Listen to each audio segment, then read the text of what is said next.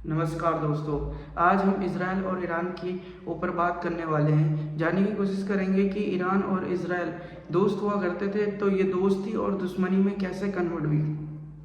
इसके पीछे कारण क्या था कि ईरान और इज़राइल इसमें किस चीज़ को लेकर लड़ रहे हैं और इसमें अमेरिका क्यों कूदा है। तो और देखेंगे कि इससे इंडिया को क्या कितना लॉस होगा या फिर अनदर कंट्री को कितना लॉस हो रहा है। वेल गाइस, ईरान कोई नया देश नहीं है, ये समथिंग समथिंग 5000 साल से इसका नाम पेशिया था। वेल 1935 में इसका नाम बदल के मॉडर्न ईरान रखा गया। फिर 1979 से यहाँ पे रेवोल्यूशन आता है। उससे पहले तो यहाँ किंग एंड क्वीन का रोल चलता था। वेल ये सभी जानते हैं कि सारे देशों में किंग एंड क्वीन का रोल था। फिर 1979 में यहाँ पे ना एक मतलब इस्लामिक रेवोल्यूशन आता है। चीज़ें यहाँ से बदलनी स्टार्ट होती हैं। इससे पहले तो ये दोनों दोस्त थे।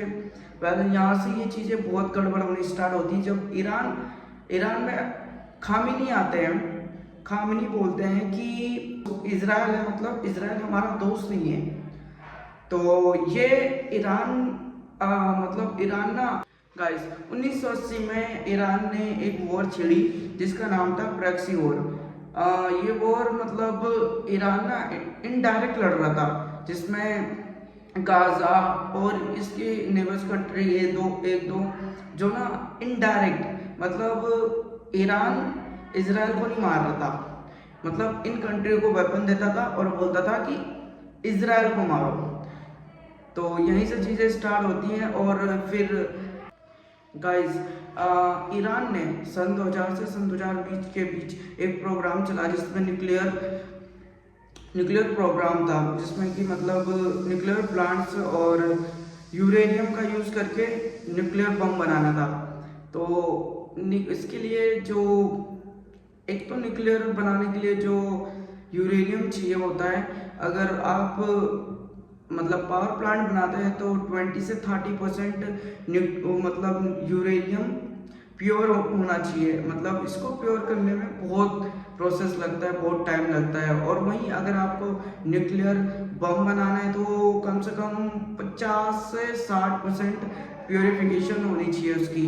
बट अभी ईरान उस चीज़ को एक प्रोसेस में चल रहा था, क्योंकि यूरेनियम इतना पावरफुल होता है कि अगर इतना सा यूरेनियम होगा तो कई सिटीज़ को मतलब एक कम से कम 15 से 20 दिन तक एक अच्छी खासी सिटीज़ को लाइट प्रोवाइड कर सकता है। आप सोच सकते हो कि यूरेनियम मतलब कितना खतरनाक हो सकता है और कितना अच्छा हो सकता है अगर इसको सही यूज़ किया। बट गाइस, जो इजराइल है, इजराइल ईरान को एक मतलब न्यूक्लियर बम बनाने नहीं दे रहा था। मतलब इनके साइंटिस्ट को कभी मार देता था, कभी बहुत ज़्यादा पैसे दे देता था।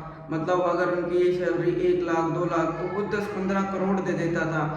तो इससे कि जो उनके साइंटिस्ट थे वो अपनी इंफॉर्मेशन ना इजराइल को देते थे कि मैं ये कर रहे ये ऐसे चल के कहाँ जाते थे। तो वो मतलब अब उनके पास पूरी इंफॉर्मेशन होती थी। तो वेल उनके कई साइंटिस्ट को उसी इंफॉर्मेशन के थ्रू मारा गया, जिससे कि मतलब उनके थोड़ी जो साइंटिस्ट लोग उन पर काफ़ी इफेक्ट पड़ा और उस एक प्रोसेस में ही रह गया है। और इजराइल भी नहीं चाहता था कि ईरान न्यूक्लियर बम बनाए, इसलिए बार बार वो साइबर अटैक करता, उनके साइंटिस्ट को मार देता और उसको उस चीज़ को बनाने नहीं दिया जा रहा था।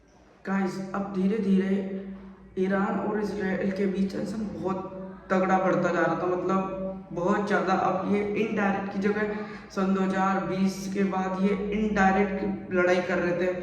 अब उसके बाद सन 2020 के बाद ये डायरेक्ट आने लग गए और डायरेक्ट लड़ाई करने गए। सन 2024 में ईरान ने डायरेक्ट मिसाइल और ड्रोन इजराइल के ऊपर मारे। जो वॉर इनडायरेक्ट हो रही थी अब सीधा डायरेक्ट होने लगी और कंफ्लिक्ट बहुत तेजी से बढ़ने लगा, टकराव बहुत बढ़ गया।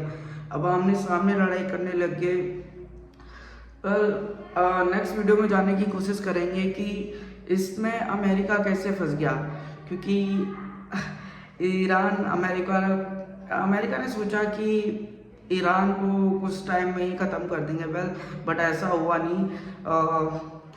ईरान में काफ़ी अच्छा मतलब एक तरीके से काफ़ी अच्छा लड़ रहा है और उसको बहुत डिसबैलेंस कर रहा है। बहुत माना बहुत पैसा है उसके पास, मगर वो अपने छोटे से ड्रोन यूज़ करके उसके मिसाइलों को मारता है, जिसमें अमेरिका का बहुत नुकसान हो रहा है। तो जानने की कोशिश करेंगे नेक्स्ट वीडियो में कि इजराइल इंडिया अमेरिका कैसे कूदा और इंडिया को क्या मतलब इसमें से, क्योंकि इंडिया को काफ़ी इफेक्ट पड़ रहा है इस चीज़ को लेकर। तो नेक्स्ट वीडियो में जानने की कोशिश करेंगे इन्हीं सब चीज़ों के बारे में।